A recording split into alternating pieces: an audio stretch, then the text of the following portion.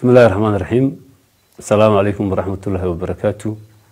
ضمان مسلمين تا دنيا kuwa dalka Itoobiya shacabka deegaanka Soomaalida iyo Soomaaliweyn meel walba ay ku nooshahay waxaan leeyahay ciid mubarak ciida Arafo sanadkii jirada 1446 ilaahi inagu simay maanta yaa mahadle dhamaantiin kuwada ciid wanaagsan kuwada ciida caafimaad qab ciidaha maalmaha ciidaha ee muslimku waa qayb kamid ah astaamaha diinteena waxayna xusuusinayaan maalmaha fadliga iyo waajibaadka Ilaahayna saaray waxayna xusuusinayaan isu naxariisashada iyo kala warhaynta waxaan markaa sidii caadada ahayd mar labaad marka dadka dhan kula dardaarmaya maalinka farxadda ee ciida inta tabarta leh inta aan tabarta lahayn ha caawiyaan muxuu ahaa kala qayb qaataan farxadda ciida guriyeen iyo babadeen ha furaadaan